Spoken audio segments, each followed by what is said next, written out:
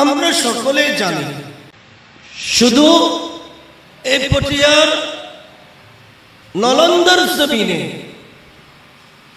পবিত্র জশ্ন ঈদ মিলাদ নবী সাল্লাল্লাহু আলাইহি ওয়াসাল্লাম পালন হচ্ছে না, সারা পৃথিবীতে প্যারা নবী মুস্তাফার আগমনের আলোচনা, রাসূল কায়নাতের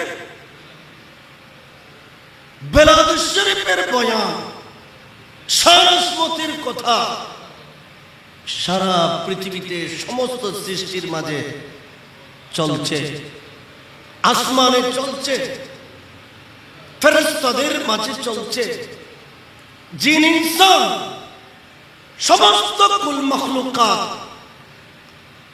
আল্লাহর হাবিবের সানাখানি করছেন, যেহেতু সৃষ্টির মূল হলেন আমার প্যারা নবী মুস্তাফা সাল্লাল্লাহু আলাইহি ওয়াসাল্লাম, এতে কোনো সন্দেহ নাই।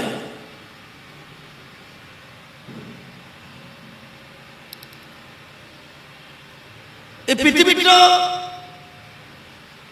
অন্ধকারে নিমজ্জিত ছিল, অন্ধকার ছিল। আমরা অন্ধকার বলতে বুঝি লাইট না থাকলে অন্ধকার হয়ে যায়, চাঁদ না উঠলে পৃথিবী অন্ধকার হয়ে যায়, সূর্য না উঠলে পৃথিবী আঁধার হয়ে যায়। আমরা সেই আঁধার মনে করি, আসলে সেটা নয়।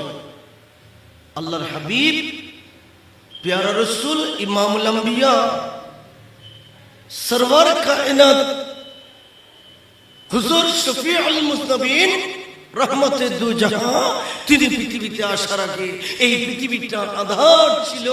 আঁধার ছিল মানে এখানে কুফরিয়ত, শিরক, এখানে সুদ, ঘুষ, অন্যায়, অবিচার, জুর, জুলুমের, অত্যাচারের একটা যে অন্ধকার, সেই অন্ধকারে সারা পৃথিবী নিমজ্জিত ছিল। আর রাসূল করিম সাল্লাল্লাহু আলাইহি ওয়াসাল্লামকে আল্লাহ পৃথিবীতে প্রেরণ করার মাধ্যমে, আল্লাহ পৃথিবীতে আল্লাহর হাবিবকে পাঠানোর মাধ্যমে, রাসূল পাক পৃথিবীতে আসার কারণে এগুলো থেকে পুরো সৃষ্টি জগৎ মুক্তি লাভ করেছে।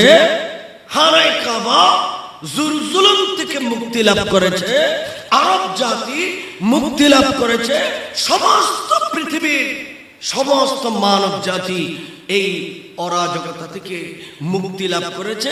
সকলে একটা শান্তির বাগান উপহার পেয়েছে। এই অন্ধকারাচ্ছন্ন জগতে আল্লাহর হাবিব ঈমানের আলো দান করেছেন।